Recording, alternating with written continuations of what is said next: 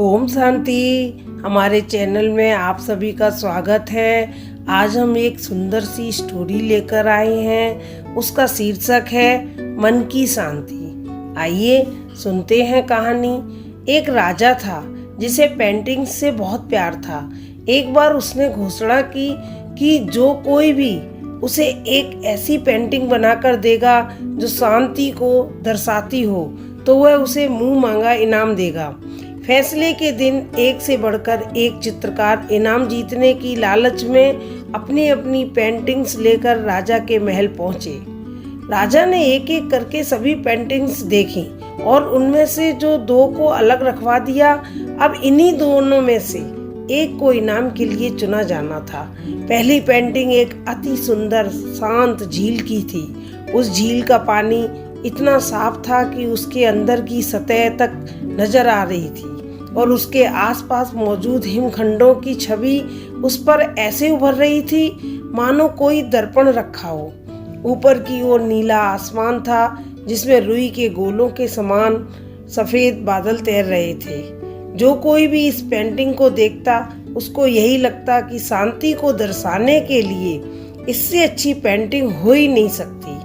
दूसरी पेंटिंग में भी पहाड़ थे, पर वे बिल्कुल रूखे, बेजान, वीरान थे और इन पहाड़ों के ऊपर घने गरजते बादल थे जिनमें बिजलियां चमक रही थी।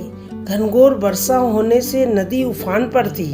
तेज हवाओं से पेड़ हिल रहे थे और पहाड़ी के एक ओर स्थित झरने के रौद्र रूप धारण कर रखा था। जो कोई भी इस पेंटिंग को देखता यही सोचता कि भला इसका शांति से क्या लेना देना, इसमें तो बस अशांति ही अशांति है।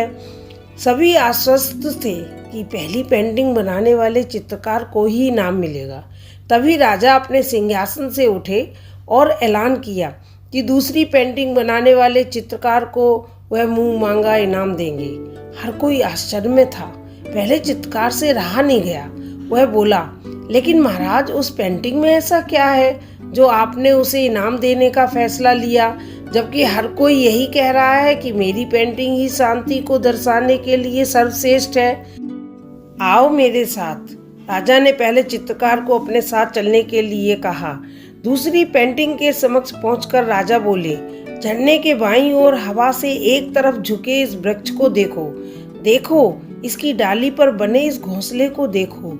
देखो कैसे एक चिड़िया इतनी कोमलता से, इतने शांत भाव व प्रेम पूर्ण होकर अपने बच्चों को भोजन करा रही है। फिर राजा ने वहाँ उपस्थित सभी लोगों को समझाया, शांत होने का मतलब ये नहीं है कि आप ऐसे स्थिति में, हाँ, जहाँ कोई शोर नहीं हो, कोई समस्या नहीं हो, जहाँ कड़ी मेहनत नहीं हो, जहाँ आपकी परीक्षा नहीं हो। शांत होने का सही अर्थ है कि आप हर तरह की अव्यवस्था, अशांति, अराजकता के बीच हों और फिर भी आप शांत रहें, अपने काम पर केंद्रित रहें, अपने लक्ष्य की ओर अग्रसरित रहें। अब सभी समझ चुके थे कि दूसरी पेंटिंग को राजा ने क्यों चुना है।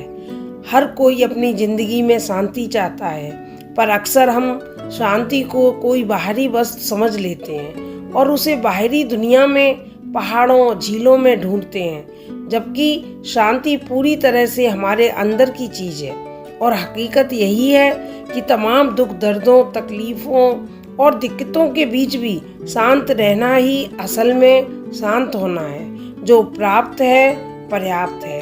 ओम शांति।